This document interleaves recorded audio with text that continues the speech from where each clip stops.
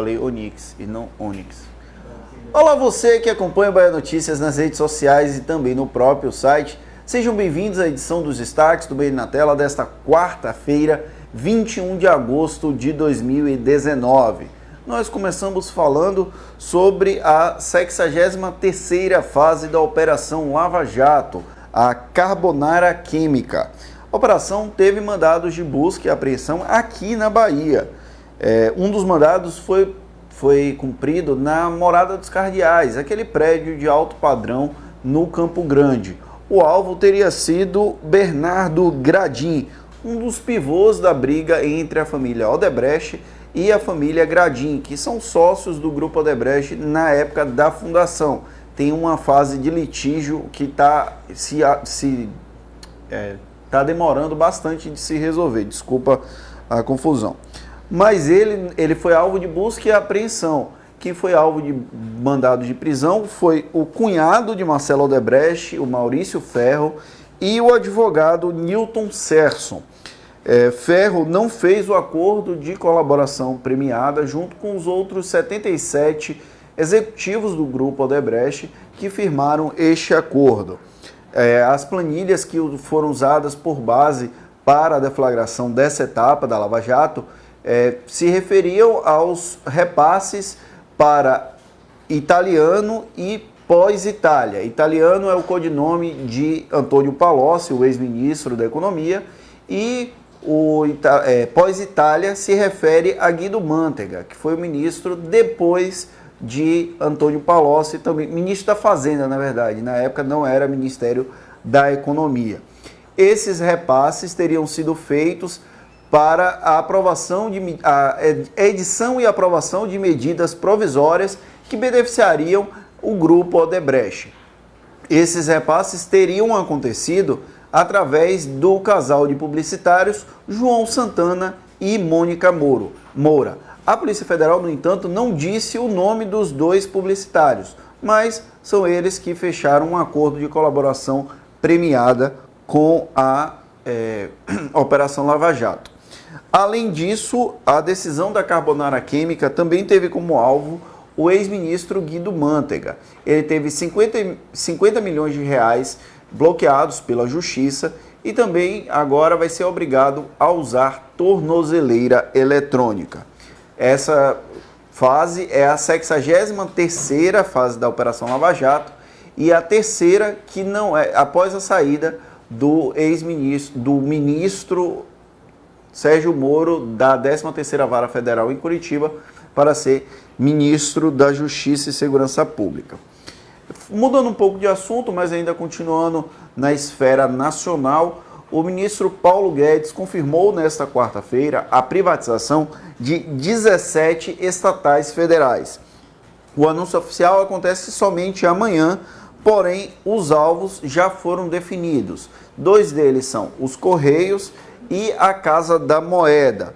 O ministro voltou a afirmar a expectativa de arrecadar 20 bilhões de dólares com a venda dessas empresas estatais, que incluem também a EBC e a Eletrobras.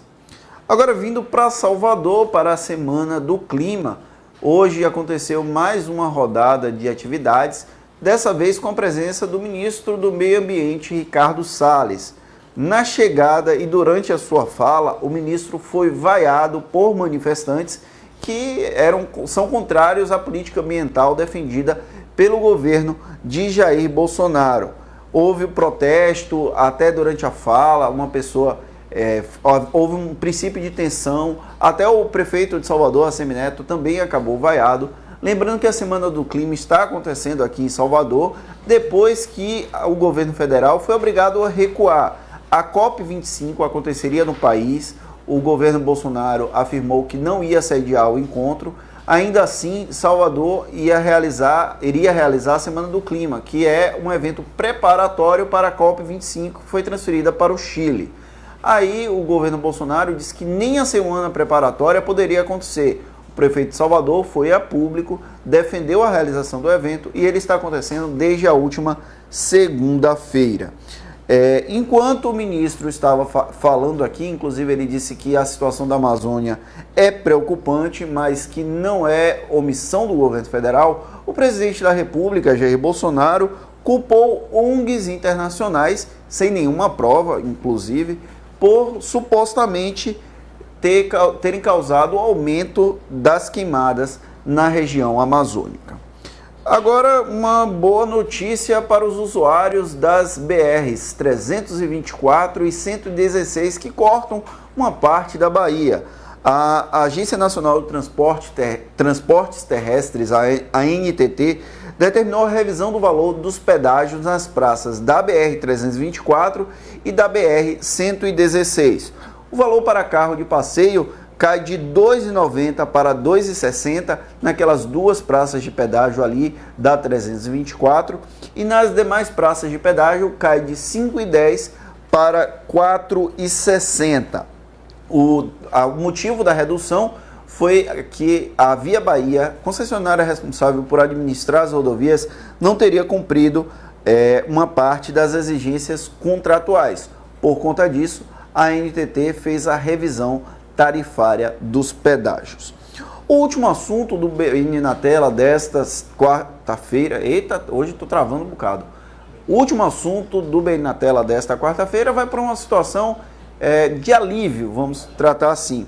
A Eva Luana, aquela baiana que ficou conhecida nacionalmente depois que o padrasto dela, depois que ela denunciou em redes sociais que o padrasto dela abusava sexualmente dela, fez uma postagem hoje no Instagram dizendo estar em paz. O padrasto dela, o Tiago Oliveira Alves, foi condenado a 35 anos e 21 dias de reclusão em regime fechado e a 1 ano e 3 meses em regime aberto na semana passada.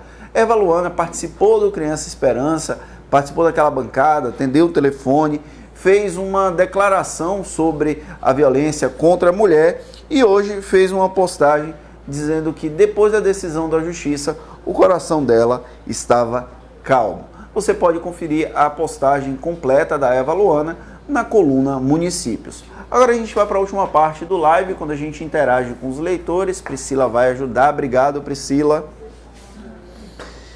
Cláudio Barbosa dando boa noite para todos os baianos. Mari Rodrigues, Márcia Rios, que sempre estão com a gente. Matheus Sena dando boa noite, junto com a Jusceline Souza. O Israel Sanz, que sempre está com a gente, falando que a Amazônia pede socorro. José Alves, Cleo Barbosa, falando que daqui a 3 meses vai estar curtindo as férias dela aqui na Bahia.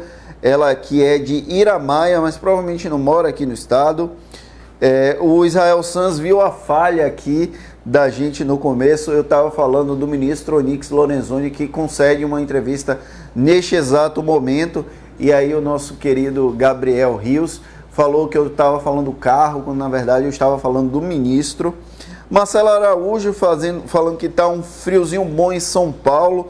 Ele pede um abraço para Mimoso e Sátiro Dias aqui na Bahia. A Márcia Rios está cobrando precatórios dos fazendários.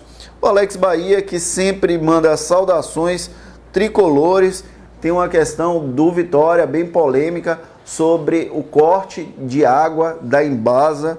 Você pode conferir detalhes na coluna Esportes. Tem também o posicionamento da Arena Fonte Nova sobre o uso do equipamento pelo Esporte Clube Vitória. Tem a Gabriela Arraes Valverde dando boa noite. Deixa eu ver quem mais.